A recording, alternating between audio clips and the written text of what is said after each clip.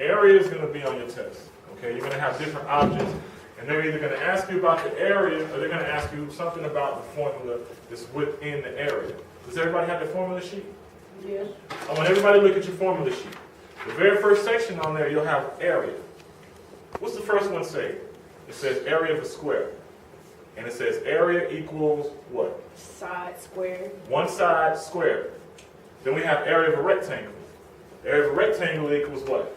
Length times width. Length times width, LW. That's length times width. So it says LW. If you don't know what that means, write length and width.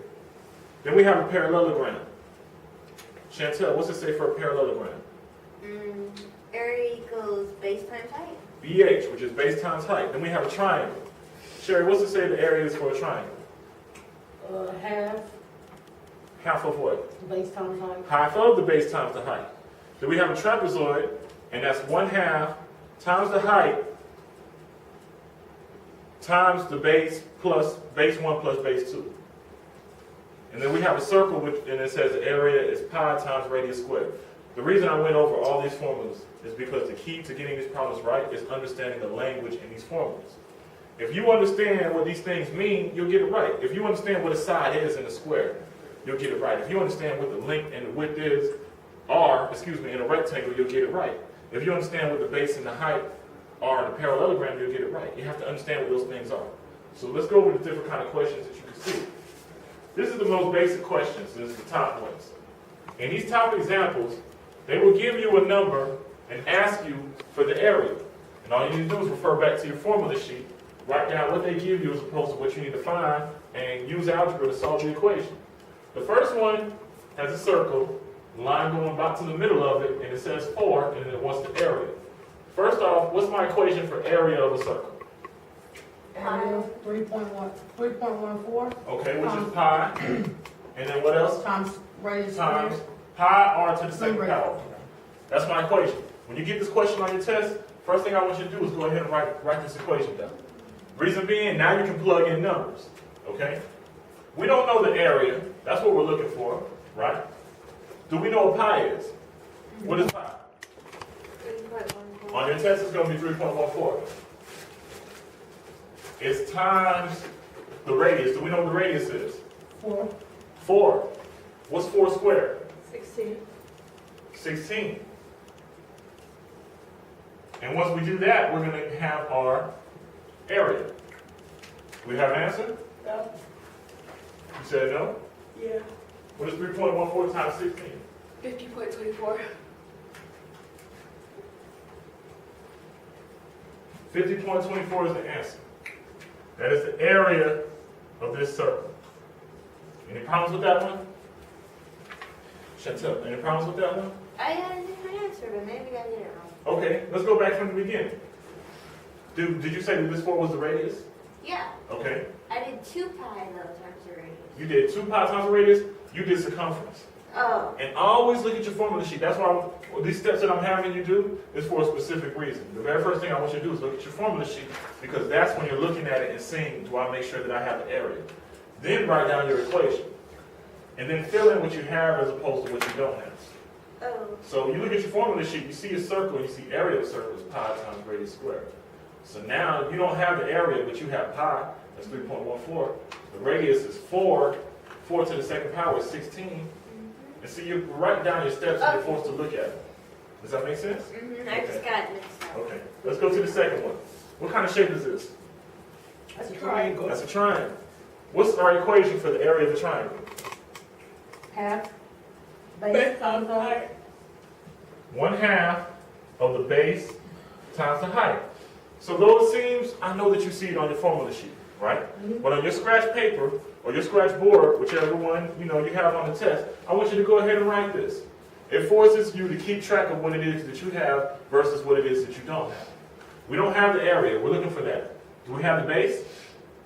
Okay. So if you have the base, go ahead and take half of that base. What's half of that base? 2. 2. So this 1/2 base, it really means 2. Do we have the height? What's the height? 6. 6. Multiply together will give you 12. 12. That is our answer. The area of this equation is 12. Any questions? Okay. What kind of shape is this, you guys? Rectangle. Rectangle. How do we know that's not a triangle? Excuse me. How do we know that's not a square? Because we have two sides that are different. Square, all the sides are the same. What's the equation for the area of a rectangle? Length times width. Area equals LW. Your length times your width. We don't have our area. What's our length? 4. 4. I mean, no. It's Seven. 7. 7. Good job. What's our width? 4. 4. Multiply together gives you what? 28. Our area for this equation is 28. Do you understand that? Okay. Let's look at this last one. We have a side. I'm going to tell you, this is a square. Okay? What's our equation for area of a square? Side squared. Side squared. S squared. Okay? So we don't have the area. We go ahead and write it down. Area equals side squared. We don't have the area, but we have a side. What's the side? 7. 7. To the second power is what? 49. So our area for this square is 49. 49. Do we understand those? Yeah.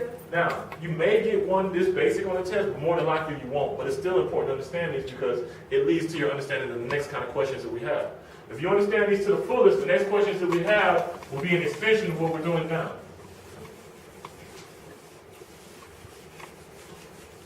These are the other kind of questions that you will see on the test when it comes to finding area. And just to give you guys a hint, whenever you see something like centimeter squared, feet squared, inches squared, they're talking about area. Everything in area is going to be squared. So sometimes on the test they might tell you something feet squared, right? And you have to know that they want the area. But you'll know because automatically when you see the square, you know that they're talking about area. Okay? Let's look at this first one. This is a circle. They want the area of the circle. First off, what's my equation for area of the circle? Pi. Times. Pi.